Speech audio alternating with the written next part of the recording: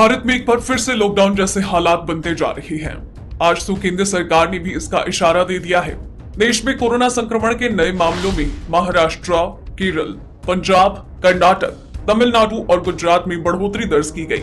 स्वास्थ्य और परिवार कल्याण मंत्रालय द्वारा जारी किए गए आंकड़ों के अनुसार संक्रमण के मामलों में लगभग 86% मामले इन 6 राज्यों से हैं।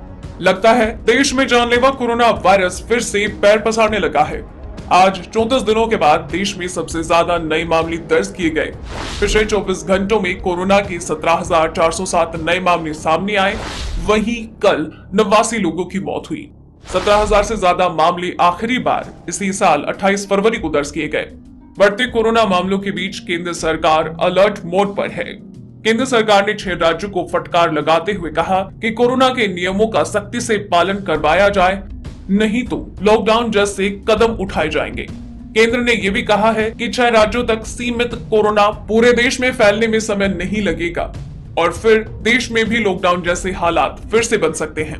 इतना ही नहीं, केंद्र ने 6 राज्यों में अपनी स्पेशल टीमें भेजी हैं, जिससे कोरोना को राज्य के अंदर ही समाप्त किया जा सके। केंद्र ने स्थिति के प्रबंधन में स्थानीय अधिकारियों की सहायता के लिए इन राज्यों में टीमों को रवाना किया। केंद्रीय टीमें भी एकाएक ज्यादा आ रहे मामलों का कारण जानने की कोशिश कर रही है और शुरुआती जांच के अनुसार परीक्षण गिरावट मामलों की बढ़ती संख्या के पीछे हो सकती है। स्वास्थ्य मंत्रालय में संयुक्त सचिव स्तर के अधिकारियों की अध्यक्षता वाली 3 सदस्यीय टीमों को महाराष्ट्र, केरल, छत्तीसगढ़, मध्य प्रदेश, गुजरात, पंजाब, कर्नाटक, तमिलनाडु, पश्चिम बंगाल और जम्मू और कश्मीर में भेजा गया है। स्वास्थ्य मंत्रालय ने कहा कि राज्यों या संघ शासित प्रदेशों को कोविड-19 के प्रसार को सीमित करने निरंतर सतर्कता बनाए रखने की सलाह दी गई। प्रभावी परीक्षण, व्यापक ट्रैकिंग, पॉजिटिव पाए गए मामलों में तुरंत आइसोलेशन पर जोर देने के निर्देश दिए गए हैं। कुछ अन्य कारण जो आज मिले जिससे बन रही लॉकडाउन जैसी स्थिति। नंबर 1, महाराष्ट्र में कोरोना की डराने वाली रफ्तार। 24 घंटे में 10,000 नए मामले।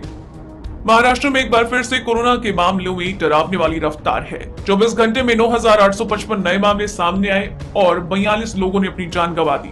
राज्य में कुछ दिनों से 8,000 मामले रोज आ रहे थे, लेकिन अब ये 10,000 के करीब पहुंच गए। नंबर 2, केरल और दिल्ली में बढ़ता तेजी से कोरोना। केरल में पिछले 24 घंटे में 2,765 कोरोना के नए मामले दर्ज हुए और 4,031 मरीज ठीक हुए।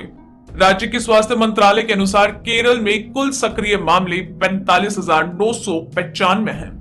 वहीं 10,16,515 कोरोना मरीज ठीक हो चुके हैं। इधर राजधानी दिल्ली में पिछले 24 घंटों में कोरोना के 240 नए मामले सामने आए। इस दौरान राज्य में 3 मौतें दर्ज की गई और 196 लोग डिस्चार्ज हुए। नंबर 3, 7 हफ्तों में पहली बार देखी गई कोरोना संक्रमण के नए मामलों में तेजी।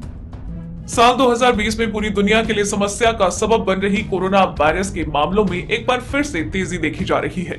कोरोना संक्रमण के मामलों में लगातार 6 हफ्तों तक गिरावट आने के बाद पिछले हफ्ते फिर बढ़ोतरी दर्ज हुई।